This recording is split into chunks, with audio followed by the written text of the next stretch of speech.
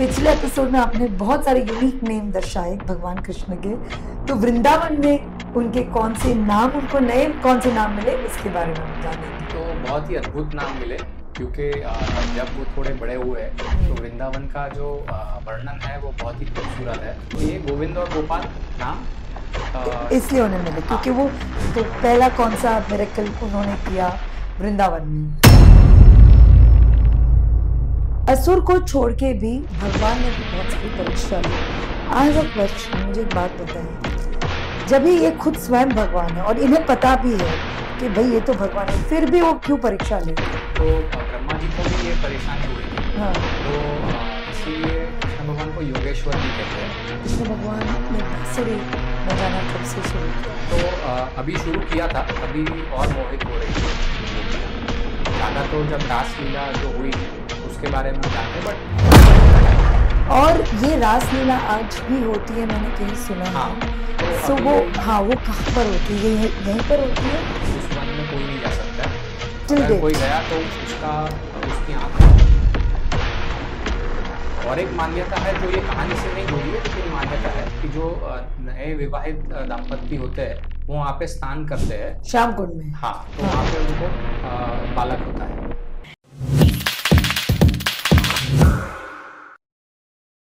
नमस्ते गौरांग जी, फिर से स्वागत है इंडिया से भारत में।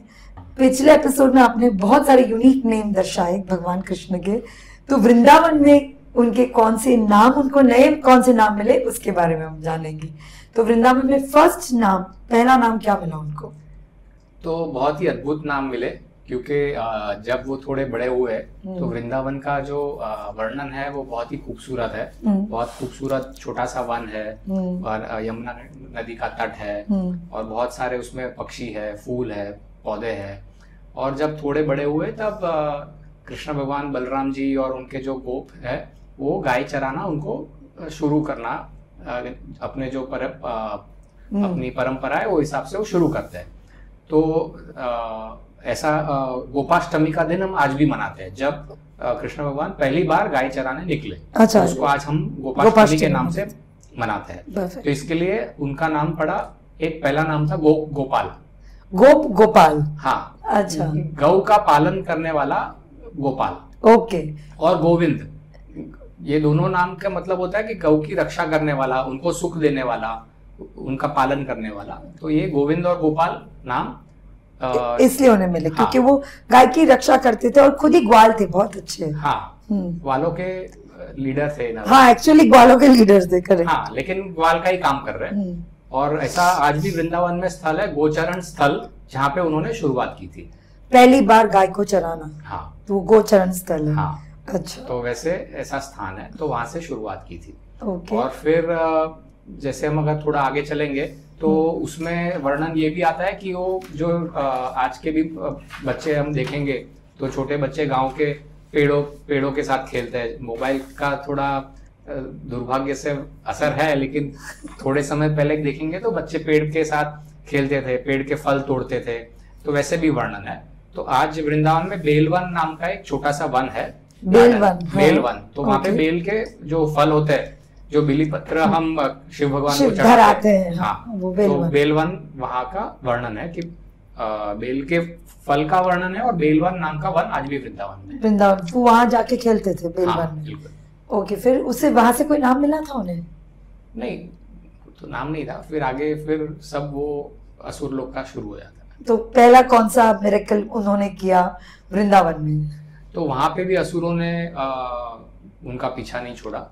तो एक जब गाय चराना शुरू की, छोटे छोटे गाय को चराते थे, तो वहां पे एक असुर आया और उसने अपना वेश छोटे बछड़े के स्वरूप में उसने ले लिया और उसमें वो मिलजुल गया। लेकिन कृष्ण भगवान ने उसको पहचान लिया कि ये तो असुर है, और उसको फिर कृष्ण भगवान ने परास्त किया और मार दिया। उसका नाम था वत्सासुर। हाँ, तो वत्सासुर को मारा सबसे पहले। तो ये हुआ एज पर स्थानिक मान्यता। और स्वामी प्रभुपदा जो है, उन्होंने काफी अध्ययन करके इस सब स्थानों को आइडेंटिफाई किया था। तो आज के वृंदावन में भांडेर वन करके जो वन है, वहां पे ये हुआ था, ऐसी मान्यता है। भांडेर वन जो वृंदावन में है, यहाँ पर ये एपिसोड, ये किस्सा हुआ। हाँ, और फिर आगे ही और एक वन है खाडेर वन। तो वहां पे बकासुर का किस्सा हुआ था। तो बकासुर ऐसा एक असुर था, बहुत खूंखार बड़ा असुर था। उसने पक्षी का रूप धारण करके कृष्ण भगवान को निगलने के लिए चोंच बड़ी की और कृष्ण भगवान उसका अंत करते। तो वो बकासुर का तो किस्सा हुआ, वो भांडेर वन के बाजू में खाडेर वन है, वहां पे खाडेर वन में हुआ है बकासुर का किस्सा। ठीक है, तो ये ऐसे हुआ। तो ये असुर के बाद भी और कई असुर भी आए और उन्होंने कृष्ण भगवान को मारने की कोशिश की होगी, एंड एज यूजुअल वो खुद ही मर गए। असुर को छोड़ के भी भगवान ने भी बहुत सारी परीक्षा ली। आई हैव अ क्वेश्चन, मुझे एक बात बताइए, जब ये खुद स्वयं भगवान है और इन्हें पता भी है कि भाई ये तो भगवान है, फिर भी वो क्यों परीक्षा लेते हैं? बहुत ही अच्छा प्रश्न है। तो ब्रह्मा जी को भी ये परेशानी हुई थी। हाँ। तो इसीलिए कृष्ण भगवान को योगेश्वर भी कहते हैं। योगेश्वर, हाँ, क्योंकि जो योगियों के ईश्वर है, और जो योगी यानी कि जो साइंसेस जो समझते हैं, मिस्टिकल साइंस, स्पिरिचुअल साइंस, वो खरे अर्थ में वो योगी होता है। तो उसके भी जो ईश्वर है वो कृष्ण भगवान है। तो ब्रह्मा जी ने भी पहचानने में गलती की। हाँ। क्योंकि क्या हुआ था कि बकासुर का मैंने बताया, तो बकासुर का छोटा भाई अगासुर, हाँ, वो गुस्से में आ गया, और ये दोनों पूतना के छोटे भाई थे। अच्छा, पूतना के दोनों छोटे भाई थे। हाँ, बकासुर और अगासुर। तो अगासुर ने एक बड़े सांप का स्वरूप ले लिया और उसने सब ग्वाल को और कृष्ण भगवान को निगलने के लिए मुंह बड़ा किया और कृष्ण भगवान ने उसका अंत किया। हाँ। तो तब सब देवलोक और सब आकाश मार्ग से आए और देख रहे थे। तो ब्रह्मा जी को लगा ये छोटा बालक ऐसा कौन चमत्कार दिखा रहा है। 5 वर्ष की आयु का बताया गया है। जब ये वत्सासुर का किस्सा हुआ था उसके बाद की बात कर रहा हूँ। तो ब्रह्मा जी वहां पे खुद आए और उन्होंने देखा कि एक छोटा ग्वाल है, छोटा सा साधारण बालक है, क्या अभी ये तो, और वो आके उन्होंने जो भी वहां पे छोटे गाय के बछड़े थे और ग्वाल थे उनको वो लेके गए ब्रह्मलोक। अच्छा, अपने ब्रह्मा जी उनको टेलीपोर्ट जो बोलते हैं, टेलीपोर्ट करते सारे, ऑल ग्वाल and all cows and cows, except Balram ji and Krishna भगवान। और वो एक क्षण में वापस आ गए। हाँ। तो अभी ये टाइम ट्रैवल का अद्भुत वर्णन देखिए भागवत पुराण में कैसे लिखा है कि वो एक क्षण में आए ना, तब तक पृथ्वी पे 1 साल हो चुका था। ओके। क्योंकि टाइम जो पृथ्वी पे चलता है, जो देवलोक में चलता है और जो ब्रह्मलोक में चलता है, अलग अलग होता है। क्या है फर्क? तो वो मल्टीपल है ना, एक क्षण ब्रह्मलोक का इधर 1 साल हो गया। करेक्ट। तो कृष्ण भगवान जब ये हुआ, उनको तो पता है कि ये ब्रह्मा जी लेके जा रहे हैं, तो उन्होंने पूरा क्लोन कर दिया।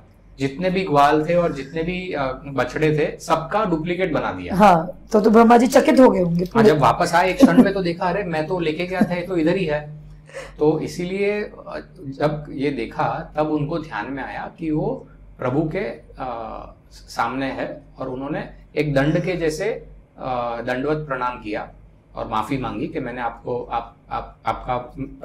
पहचाना नहीं मैंने, और इसलिए माफी मांगी और बार बार अपना सर उनके पैर पे टिकाया।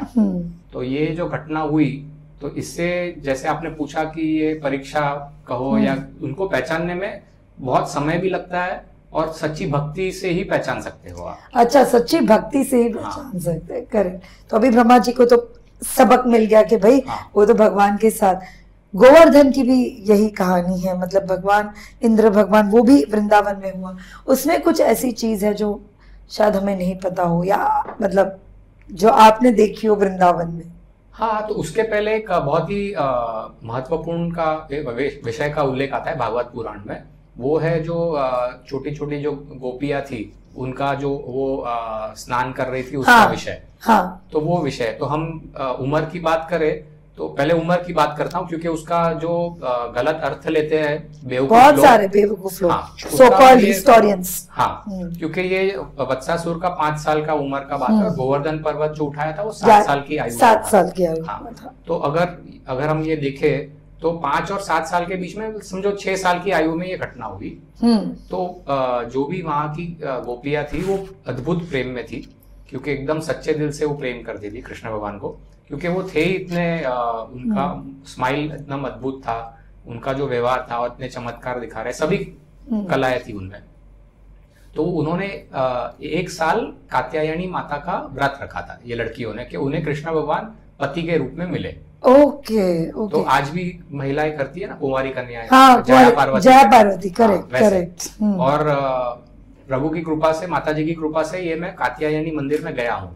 शक्तिपीठ है, करेक्ट। हाँ, वृंदावन में है ना। हाँ। और वहां पर आज भी जो भक्त आते हैं उनको खाना खिलाते हैं सुबह। अच्छा, सुबह खाना खिलाते। हाँ, बहुत ही खूबसूरत अच्छा माता जी का मंदिर है। तो मेरी मान्यता के हिसाब से यही कात्यायनी मंदिर होगा जो जहाँ गोपियों ने व्रत किया। रखा होगा। तो ओके। 1 महीना व्रत करने के बाद ऐसा नियम होता है कि स्नान करके फिर वो व्रत की समाप्ति करे। तो स्नान करने गई और तब फिर कृष्ण भगवान प्रकट हुए वहाँ। हाँ, और उन्होंने झाड़ पर कपड़े उनके वस्त्र जो ले लिए। ऊपर के बाहर के थे वो ले लिए। लेकिन उनको बिल्कुल संकोच नहीं हुआ क्योंकि मन से वो मांग ही रही थी कि ये हमारे पति बने। Correct। और अभी हम वापस उम्र की बात करें तो वो बालक है 6 साल के। 6 साल के, और गोवर्धन के वक्त तो 7 साल के ही थे जब। हाँ, वो जो बाद में होने वो तो वाला। बाद में होने। करेक्ट। हाँ। तो 6 साल की बालक के बारे में हम अगर बोले तो ऐसा कुछ बात करने का विषय ही नहीं है।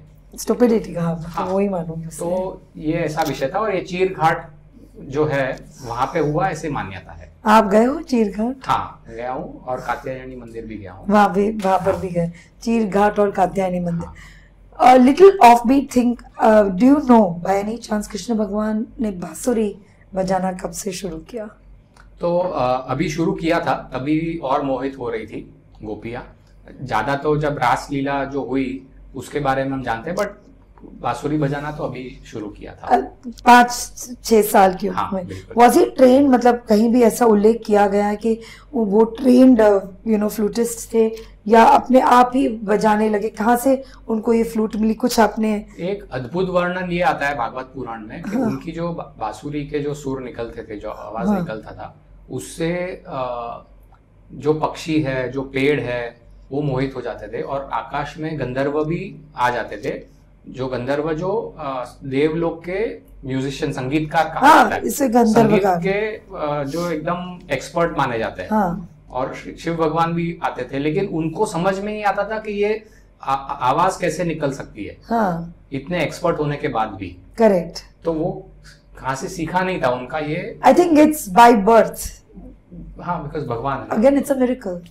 यस, इट इज अ क्योंकि गंधर्व जो है, जो ट्रेंड सबसे बड़े म्यूजिशियंस जिसे माना जाता है, अगर वो भी नहीं पता कर सकते कि भाई ये कैसे, तो दैट इटसेल्फ शोज दैट बांसुरी पहले से ही उनको याद थी।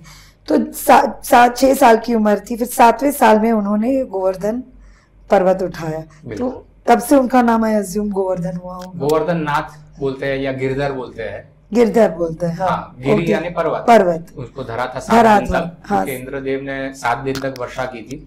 लेकिन इसके पीछे का जो अर्थ है वो कई लोगों को पता है, कुछ लोगों को शायद नहीं पता है कि गोवर्धन पूजा क्यों की। क्योंकि हाँ, बताइए क्यों? तो क्योंकि जो ग्वाल थे वो तो यज्ञ करते थे इंद्रदेव को प्रसन्न करने के लिए। हाँ। तो कृष्ण भगवान ने नंद जी को क्या बताया कि ये तो यज्ञ करना जरूरी है। हाँ। ठीक है, लेकिन उससे ज्यादा जरूरी है, उससे ज्यादा भगवान, सबसे बड़ा भगवान है आपका वर्ण। हाँ। वर्ण यानी अभी आप वर्ण का अर्थ समझिए। उन्होंने क्षत्रिय वर्ण में जन्म लिया। हाँ, बट बनिए के वहां उनका बचपन जा रहा है। तो अभी उनका करंट वर्ण है वैश्य वर्ण।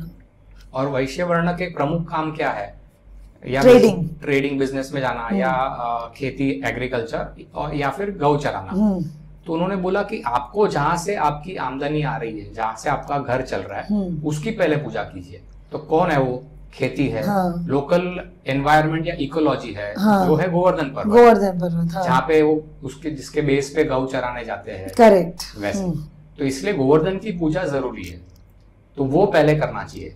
तो उससे इंद्रदेव के ईगो को ठेस पहुंची और इसलिए फिर उन्होंने 7 दिन बारिश की, लगातार वर्षा हुई। हाँ। लेकिन 7 दिन तक जो नीचे खड़े थे लोग, उनको ना भूख लगी ना प्यास लगी।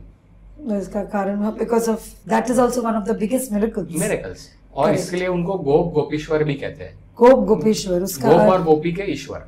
अच्छा, गोप गोपेश्वर। ओके, इसलिए उसका नाम ऐसे पड़ा। गोपाल, गोवर्धन, गोप गोपेश्वर, गोवर्धन नाथ। गोवर्धन तो पर्वत है, गिरधर क्योंकि गिरी। हाँ, तो ये सारे कनेक्टेड नेम्स अभी तक वृंदावन में। तो इसके बाद ऑफ कोर्स भगवान इंद्र को भी तो पता चल गया होगा कि इंद्र भगवान को भी पता चल गया भाई ये तो परमात्मा है। और तो उन्होंने भी सिर टेक के बहुत माफी मांगी और सुरभि ने ऊपर अपने दूध से अभिषेक भी किया कृष्ण भगवान का। और तब इंद्रदेव ने कृष्ण भगवान को गोविंद बुलाया। अच्छा, तभी गोविंद बोला। हाँ। सुरभि कौन है? आई एम श्योर मेरे दोस्तों को पता नहीं होगा, जरा प्लीज बताइए। मुझे तो पता है, होली वो काउ, सेलेस्टियल काउ, हाँ, जो ऊपर ही है। अब हाँ, एक I don't know if you know, there is this artefact बोलिए या स्टैचू बोलिए जहाँ होती है काउ, कामधेनु जिसे कहते हैं। कामधेनु। तो कामधेनु गाय और सुरभि में क्या फर्क है? आई थिंक कामधेनु समुद्र मंथन से प्रकट हुई थी। अच्छा, but I could be wrong. You could be wrong. Okay. So you're not too sure about One, it. I think Kamdhenu emerged from समुद्र मंथन। अच्छा, समुद्र मंथन से वो प्रकट हुई। तो वृंदावन में अभी वो राधा जी को कब मिलना? Now is almost 7 years. हाँ। By 11 I guess. नहीं, तो जब ये गोपियों का कात्यायनी व्रत के बाद हाँ। जो हुआ, हाँ। उसके बाद उन्होंने कहा कि मैं अगले शरद ऋतु तक, क्योंकि उनके मन में था कि हमारा मिलन होना चाहिए। गोपियों का ऐसी गोपियों की इच्छा थी कि हमारा मिलन होना चाहिए। तो उन्होंने कहा था कि ठीक है, मैं अगले शरद ऋतु में आपको प्रसन्न करूंगा।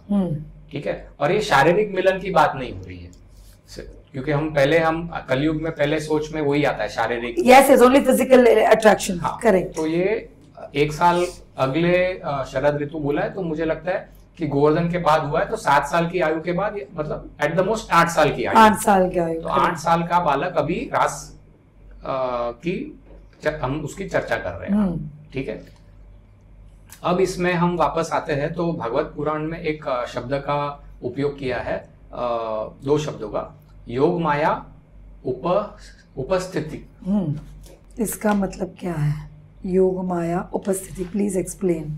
तो योग माया, जैसे मैंने बताया कि जो कृष्ण भगवान की अंदरूनी शक्ति है, इंटरनल पोटेंसी, उसको हम योग माया कहते हैं। मतलब दैविक शक्ति बोल सकते हैं? हाँ, दैविक शक्ति। हाँ। क्योंकि हिंदू धर्म में मेल और female energy equal, 2 sides of the same coin. तो करेक्ट। उनका जो फेमिनिन, उनकी जो शक्ति है, उसको योग माया शक्ति। ठीक है।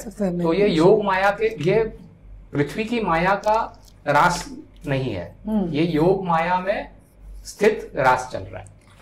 क्योंकि जो गोपियां थी, जो मोहित होके जो बांसुरी सुन के आई थी वन में, शरद पूर्णिमा का उल्लेख भी है। शरद पूर्णिमा की रात थी। ठीक है, पूर्णिमा की रात थी, तो वन में रोशनी हुई थी। तो कृष्ण भगवान बोलते भी है कि शारीरिक मिलन से ही मिलन नहीं होता है। हाँ। और समझो कुछ उसमें विवाहित महिलाएं भी आई थी, तो उनको कहा कि आपका जो पहला कर्तव्य है वो घर का ध्यान रखना है, तो आप घर पे जाइए। जो अविवाहित है उसमें भी वो बोले कि आपके पिताजी भाई चिंतित हो गए, तो आप घर पे जाइए। तो सब गोपियां बहुत नाराज हो गई, दिल टूट गया उनका। तो तब उन्होंने उनको ये योग माया का कॉन्सेप्ट उसमें हम तब लागू करते हैं कि उनका जो शरीर था वो अपने घर में ही था। अच्छा, और केवल उनकी आत्मा, नॉट आत्मा बट स्पिरिचुअल बॉडी, आध्यात्मिक शरीर जो है वो उसका रास हो रहा है। सो एक्चुअली जो रास लीला जो होती है, it is not the physical body, but जो अपनी आध्यात्मिक शरीर जिसको बोलते हैं उसके साथ। और भगवान श्री कृष्ण वो साक्षात थे, इन फिजिकल बॉडी फॉर्म में थे या फिर वो भी आध्यात्मिक फॉर्म में थे? फिजिकल नहीं हो सकता है, क्योंकि जितनी गोपियां थी सबके साथ एक उनका स्वरूप था। हाँ। और ये मैं हमेशा थोड़ा हिस्टोरिकल एंगल से पढ़ता हूँ, लेकिन जो इसमें आध्यात्मिक रूप से जो बता सकेंगे, जो स्वामी होते हैं, जो कथाकार होते हैं, उनका वर्णन मुझे लगता है कि ज्यादा बेहतर होता है। लेकिन मैं इसको सिर्फ हम सिर्फ क्योंकि नाम और ज्योग्राफी पे ज्यादा फोकस है, तो लेकिन ये जरूरी है बात करना, इसके लिए इसका मैं उल्लेख कर रहा हूँ। तो यहाँ से उनको कोई नाम मिला है? हाँ, तो बहुत सारे नाम मिले ना, क्योंकि ये अभी रास कर रहे हैं, तो गोपियों के साथ रास कर रहे हैं। और फिर ये रास का भी उल्लेख आता है कि जो रात को रास हो रहा था, तो उसमें शिव जी भी आते हैं, लेकिन सिर्फ गोपियों को प्रवेश अलाउड है, कोई पुरुष को वहां पे नहीं जा सकते। तो शिव जी भी इतने मोहित हो गए थे? हाँ, क्योंकि ये बांसुरी या जो भी रास है, ये एक बहुत ही सेलेस्टियल डांस है, और ये एक सर्कल में होता है। तो इसलिए उन्होंने गोपी का रूप धारण करके वहां पे वो रास में उन्होंने शामिल हुए वो। और वहां पे बंसीवट करके एक वन है जहाँ पे ये रास हुआ था, ऐसा मान्यता है। बंसीवट, वृंदावन में बंसीवट। हाँ, और उसके पास में गोपेश्वर महादेव भी है। गोपेश्वर महादेव मंदिर होगा? हाँ, मंदिर है। तो जहाँ पे शिव जी गोपी का स्वरूप लेके आए थे रास में भाग लेने के लिए। अच्छा, ओके। तो लक्ष्मी जी भी आई, लेकिन गोपियों ने रोक दिया। क्यों? वो तो स्त्री है। हाँ, लेकिन उसने बोला कि जो सच्चा भक्त है वही आ सकता है, तो लक्ष्मी उनको जी नहीं, तो उनको तपस्या करनी पड़ेगी। अभी ये भागवत पुराण में नहीं है, लेकिन ये स्थानिक मान्यता है। अच्छा, स्थानिक मान्यता। हाँ, तो वो बेलवन में उन्होंने तपस्या की। बेलवन आज भी है। हाँ, बेलवन आपने पहले ही बोला। हाँ। जहाँ पर वो गाय चराने जाते थे। हाँ, फल तोड़ते थे, सॉरी। हाँ। गाय चराने वाले तो गोचरण गोचरण स्थान है। बेलवन इस जहाँ पर वो फल तोड़ते थे, करेक्ट। तो उन्होंने वहां पे घोर तपस्या की। तो रास के बाद कुछ समय बाद कृष्ण भगवान वहां गए और प्रकट हुए लक्ष्मी जी के पास, प्रसन्न हो गए, और तब उन्होंने खिचड़ी खिलाई। तो आज भी खिचड़ी महोत्सव होता है खिचड़ी महोत्सव के निमित्त में। अच्छा, बेलवन में होता है। So khichdi is again a very Mahabharata Ramayana concept as a food. एक टोकन था शायद, अभी वो वन में। हाँ, जो भी अर्पण करना, एक तो प्रेम से कुछ भी दिया तो प्रभु स्वीकार करते हैं। इसलिए अक्षय पात्र जो प्रभुपाद जी भी करते, खिचड़ी को बहुत महत्व दिया जाता है। सो खिचड़ी महोत्सव होता है वहां पर, जैसे गोपाष्टमी खिचड़ी महोत्सव। और ये रासलीला आज भी होती है, मैंने कहीं सुना है। तो वो कहाँ पर होती है? यहीं पर होती है, निधिवन में होती है। अच्छा, निधिवन में आज भी शाम के बाद उस वन में कोई नहीं जा सकता है। अगर कोई गया तो उसकी आंख वो खो देता है, या फिर वो व्यक्ति पागल हो जाता है, क्योंकि वहां पे कृष्ण भगवान आज भी गोपियों के साथ रास खेलते हैं। वाह, और सच में ऐसा हुआ है। कई लोग ने अपना साइंटिफिक दिमाग लगाने का प्रयास किया है और उनकी आंखें चली गई है और उनका दिमाग चला गया है। इधर आंखें चली जाती है, क्योंकि रात को नहीं जा सकते, रात को बंद हो जाता है। और आसपास भी मैं बहुत साल पहले भी गया था और अभी भी मैं गया था ना, तो मैंने वो गाइड को पूछा भी, अरे तो अभी बिल्डिंग बन गए, बड़े बिल्डिंग होंगे। हाँ, 2-3 माल के। तो बोलता है कि आप गौर से देखो, सबके खिड़की में फिल्म लगी हुई है, back side of the place, कि आप देख ही नहीं सकते हो, क्योंकि कोई देखना ही नहीं चाहता है, क्योंकि उनको भी असर हो सकता है। तो निकुंजवन और निधिवन ऐसे 2 स्थान है। हाँ। तो निधिवन में मैं गया हूँ, जहाँ पे ये रास होता है आज भी। Okay, Nidhivan and Nikunjvan. हाँ, और राधा जी और कृष्ण जी का मिलन हुआ वो इमली तला। मैं नहीं गया हूँ, लेकिन मैंने कहाँ पढ़ा है, इमली तला। हाँ, वहां पे हुआ था। इमली तला जगह थी जहाँ राधा जी और भगवान कृष्ण का मिलन हुआ। तो उसमें राधा जी की कहानी ये है कि वो गौलोक में कृष्ण भगवान के साथ रहते हैं, और ग्रंथ में ऐसा लिखा है कि जो भी व्यक्ति कृष्ण और राधा को अलग समझता है उसको कभी मोक्ष नहीं मिल सकता है, क्योंकि वो एक ही है। दोनों को एक ही मानना चाहिए, और जब तक राधा जी और दुर्गा जी प्रसन्न नहीं होती तब तक मोक्ष नहीं मिल सकता है, ऐसा देवी भागवत में लिखा है। अच्छा, देवी महाभागवत उपपुराण में लिखा हुआ है। महाभागवत। अब राधा जी की जब बात करते हैं, lot of people believe that Radha ji is a fictitious character. Radha ji करके कोई थी ही नहीं, she is non existent. What are your thoughts? It can not be, क्योंकि जैसे मैंने बताया, देवी भागवत और महाभागवत उपपुराण में बहुत बार उल्लेख आता है राधा जी का। और जब हम प्रकृति की बात करते हैं, प्रकृति यानी जो योग माया था, तो उसके 5 प्रमुख स्वरूप है। तो उस 5 प्रमुख स्वरूप में एक राधा जी है, दुर्गा जी है, लक्ष्मी जी है, सावित्री जी है जो ब्रह्मा जी की पत्नी है, और सरस्वती है जो ब्रह्मा जी की बेटी है। तो ये 5 प्रमुख स्वरूप है, और बाकी जितनी भी महिलाएं हैं वो सब प्रकृति का स्वरूप है। तो राधा जी इसलिए बहुत ही प्रमुख है, बहुत ही। ब्रह्म वैवर्त पुराण में भी राधा जी का बहुत उल्लेख आता है। So I think they should do their homework rather than making such statements. और उनका जन्म स्थान भी है बरसाना। हाँ, एक छोटा सा पर्वत है। हाँ। तो अभी तो केबल कार भी हो गई है, और एक छोटा पैदल रास्ता भी है। बरसाने की होली, लठमार होली भी होती है, वो भी होती है। वो राधा जी का स्थान है, राइट? तो वहाँ पे वो जो छोटा सा पर्वत है, वहाँ पे उनका जन्म स्थान है। जन्म स्थान। तो वृंदावन में अभी तो ये रासलीला हुई, राधा जी से इमली तला करके आपने कहा, वहां पर वो मिले हैं। फिर क्या होता है उनके बीच? अभी हम अगर थोड़ा आगे चलते हैं मथुरा जाने के पहले कृष्ण भगवान का, तो उसमें और बहुत सारी घटनाएं हुई। जैसे उसमें और असुर भी काफी आए। असुर तो हाँ, अभी कौन? क्योंकि अभी असुर का ऐसा था कि असुर के आने के पहले एक घटना का मैं उल्लेख करता हूँ जो मुझे अभी ध्यान में आया, कि शिवरात्रि का महोत्सव आने वाला था। तो जितने भी के साथी थे कृष्ण भगवान बलराम जी, और जो भी गोपियां थी और जो भी थे, वो सबने निर्णय किया कि हम अंबिका वन जाते हैं और सरस्वती नदी के तट पर वहां पे शिव महोत्सव मनाते हैं। तो मेरे हिसाब से ये अंबिका वन यानी सिद्धपुर जो है गुजरात में, उत्तर गुजरात में, वहां पे एक छोटी सी नदी है सरस्वती आज भी। ओके। तो वो ये है। अच्छा। और क्योंकि वहां पे स्वयंभू शिवलिंग भी है आज भी। ओके। और जहाँ शिव है वहाँ अंबिका होना ही होना ही हाँ। करेक्ट। तो इसलिए वो वहां गए थे। तो वहां पे जब दर्शन हो गए और सरस्वती के तट पे जब आराम कर रहे थे या बाजू में बैठे थे, तब एक बड़ा नाग आता है और वो नंद जी को अपने उसमें जकड़ लेता है गोल करके। और कृष्ण भगवान सिर्फ अपने पैर की उंगली से छूते हैं, तब वो नाग छोड़ देता है नंद को और अपना एक स्वरूप धारण कर लेता है मनुष्य का, और वो दैवी स्वरूप होता है। तो फिर वो बोलता है कि मैं विद्याधर हूँ, मैं देव था, देव यानी डेमीगॉड, और मैंने पाप किए थे, लेकिन आपके आशीर्वाद से मुझे मुक्ति मिली है, क्योंकि बाकी सबको तो पता नहीं था क्या पाप किया है। तो उन्होंने बोला कि जब मैं आकाश मार्ग से जा रहा था अपने विमान से, यानी स्पेस शिप से, और वो विद्याधर यानी वो बहुत ही खूबसूरत था और खुद पे घमंड था उसके रूप पे, स्वरूप पे। तो जब उसने नीचे अंगिरस ऋषि को देखा, जिनका जो रूप था वो काफी साधारण था, तो उन्होंने मजाक उड़ाया। अभी वो ऋषि है और उनका मजाक उड़ा रहा है, तो ऋषि ने तब श्राप दिया था कि तू नाग बन जाएगा।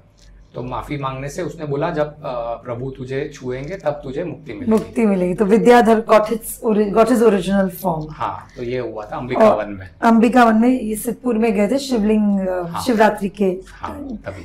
और दूसरा क्या होता है? फिर वृंदावन में आके, जैसे मैं असुर का बता रहा था, फिर एक शंखचूड़ नाम का एक असुर आता है, जो बैल के पुकार स्वरूप में आता है। तो कृष्ण भगवान उसका अंत करते हैं। फिर एक अरिष्टासुर नाम का एक असुर आता है।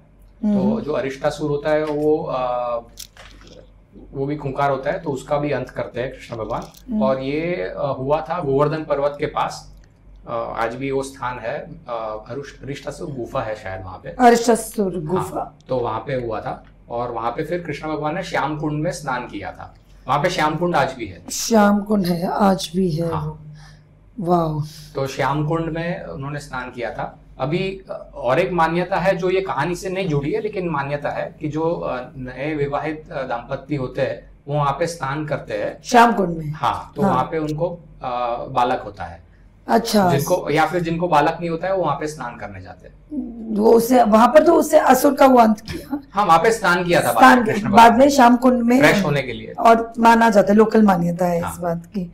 एंड देन आगे फिर अब तक तो क्या है कि अंदाजा आ गया है कंस को कि ये तो चमत्कार किए जा रहे हैं। तो कुछ तो करना पड़ेगा। तो वो केशी नाम के एक खूंखार असुर को भेजते हैं, उनके मित्र को, और मथुरा में तैयारी करना शुरू करते हैं कि अभी और भी हमको कृष्ण भगवान का सामना करना ही है। तो केशी आता है और कृष्ण भगवान उसका अंत करते हैं। घोड़े के स्वरूप में आता है वो असुर। और केशी घाट आज भी है वृंदावन में। केशी घाट, और केशी घाट से नाम गिरा केशव। Perfect, very.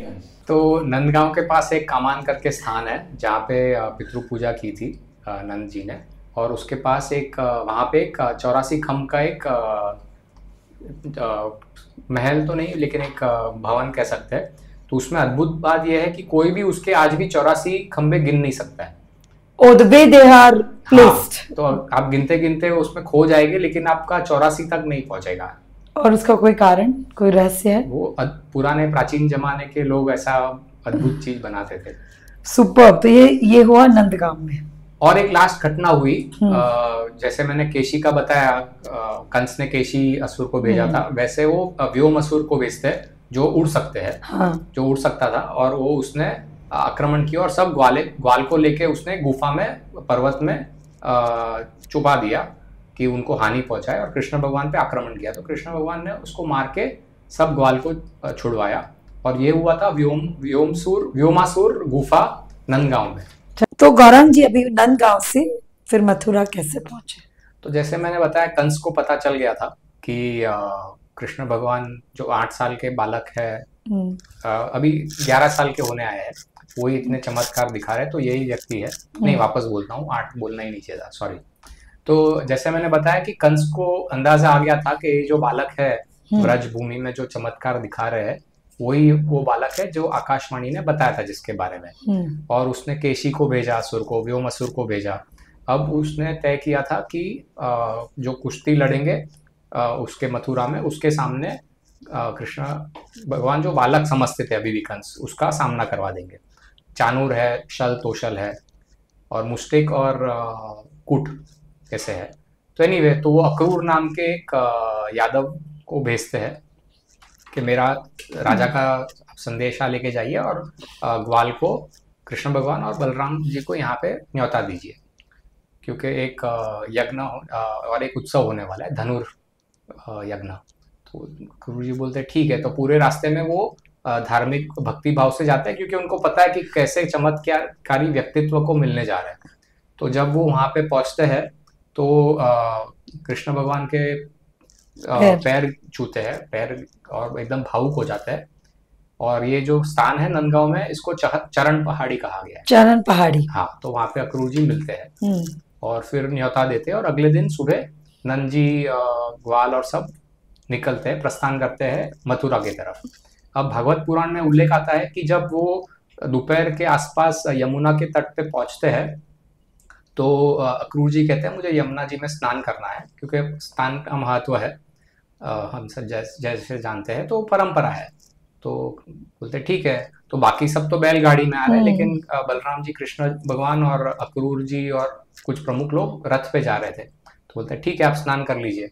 तो जब अक्रूर जी स्नान करते हैं, एक डुबकी लगाते हैं यमुना जी में, तो उनको पानी के अंदर बलराम जी और कृष्ण भगवान दिखते हैं। तो बोलते अरे ये कैसे हो गया, मैं तो अभी रथ पे था। हाँ। तो वो बाहर आके पीछे मुड़ते तो रथ पे बैठे थे। तो ये कैसे हो गया, वापस देखने दो। तो वापस जब जाते हैं तब उनको विष्णु अवतार दिखते हैं और शेष नाग दिखते हैं। तो इसलिए ये कनेक्शन आता है कि कृष्ण भगवान को काफी लोग विष्णु अवतार कहते हैं। विष्णु अवतार इसलिए कहते हैं। ओके। तो इसके लिए फिर वो चमत्कार मानते हैं और बाहर आके वापस भक्ति भाव से पूजा पैर पड़ते हैं कृष्ण भगवान का। और ये स्थान आज भी वृंदावन में एक अक्रूर मंदिर है। अक्रूर, हाँ, अक्रूर मंदिर आज भी है वृंदावन में। और फिर वो लेके चलते हैं मथुरा, और फिर वो मथुरा आते हैं। ये पूरी एपिसोड में जब हमने ये सारी बात की, कालिया नाग के बारे में पता तो है, and how you know he defeated, भगवान श्री कृष्ण ने कैसे कालिया नाग को हराया था। पर आपने कुछ मेंशन किया अपनी किताब में, समथिंग ऑन फीजी। हाँ, तो उसमें ऐसा है कि जब कालिया को परास्त किया और कृष्ण भगवान के पैर पड़ी नागपत्नियां कि छोड़ दो हमारे पति को, तो कृष्ण भगवान ने दया भावना से उसको बोला ठीक है, यहाँ पे जो यमुना जी का जल है उसको प्रदूषित मत करो और यहाँ से निकल जाओ और तुम समुद्र में चले जाओ, ऐसे उल्लेख आता है। और फिर समुद्र यानी यमुना नदी गंगा जी से मिलती है और फिर बे ऑफ बंगाल आज का जो है वहां मिलती है। तो अभी जो फिजी आइलैंड है जो ऑस्ट्रेलिया और इंडोनेशिया के निकट आता है, तो उसमें जो स्थानिक मान्यता है वहां पे एक नागवडरा हिल है। नागवडरा, नाग itself is snake। नाग मतलब और वहां के लोग बोलते हैं कि यहाँ पे कालिया नाग और उसकी पत्नी और परिवार यहाँ पे बसे थे। अच्छा, तो यहाँ से निकलकर, वृंदावन से निकलकर वो फिजी में बसे। Such a long journey and what a connection.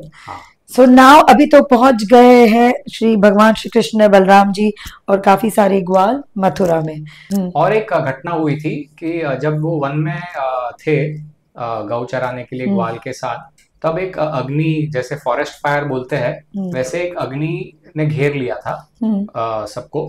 और तब कृष्ण भगवान ने सिर्फ अपना मुख खोल के अग्नि को गल लिया था।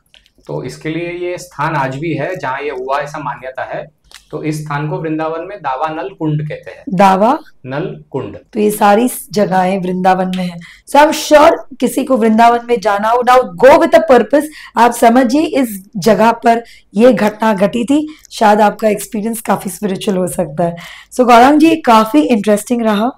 यू नो, गोकुल से वृंदावन, वृंदावन से अभी वो जाएंगे वापस मथुरा। तो ये हम लेंगे अगले एपिसोड में। तब तक के लिए धन्यवाद। धन्यवाद।